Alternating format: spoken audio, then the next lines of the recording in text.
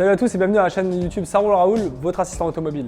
Aujourd'hui, on se retrouve pour une nouvelle vidéo et on continue l'inspection du véhicule. Et on passe à la partie de l'intérieur du véhicule. Donc il y a beaucoup de choses à voir. On va la décomposer en plusieurs vidéos cette partie, puisqu'il y a à l'intérieur, il y a les équipements embarqués qu'on contrôlera également pendant l'essai routier. Donc pour la partie intérieure, soyez minutieux, prenez votre temps, le diable se cache dans les détails. Donc faites très attention à tous les détails qui se présentent à l'intérieur et faites des analyses avec ce qu'on vous a dit, ce que vous a dit le vendeur et comparez un peu les différentes réponses et ce que vous constatez. Allez, c'est parti!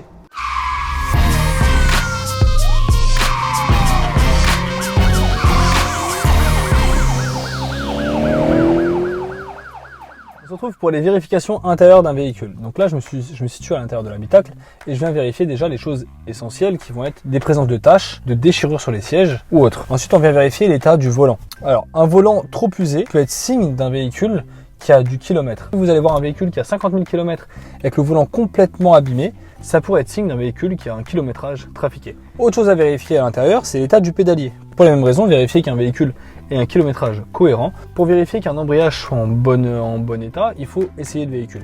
Mais il y a des signes indicateurs, notamment la différence d'alignement entre l'embrayage et la pédale de frein. Si la pédale d'embrayage est trop enfoncée ou au contraire trop relevée, ça peut être signe d'un embrayage qui commence à fatiguer, sur lequel il faudra être très vigilant pendant l'essai routier. Ensuite, on vient vérifier en règle générale l'état des plastiques et du tableau de bord. Et n'hésitez pas à aller vérifier également les panneaux de porte, la boîte à gants. On reste vigilant sur l'état du véhicule et on vient scruter les moindres détails. Le plafonnier, qu'il n'y ait pas de traces, un plafonnier complètement déchiré, parfois les plafonniers se décollent également, ça peut coûter très cher. Profitez-en également pour vérifier, lorsque vous êtes à l'intérieur et tranquille, l'état du vitrage, donc notamment le pare-brise, qu'il n'y ait pas de présence d'impact sur le pare-brise. Lorsqu'on est sur la partie intérieure du véhicule, on vient également vérifier que toutes les ceintures se clipsent bien. C'est un contrôle qui est fait au contrôle technique, mais allez vérifier donc.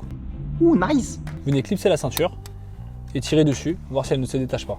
Et on vérifie du coup sur toutes les ceintures présentes dans le véhicule.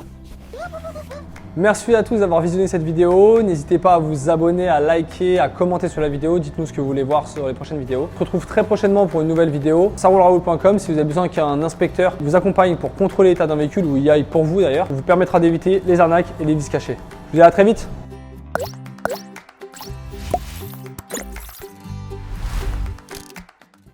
Ouh, nice!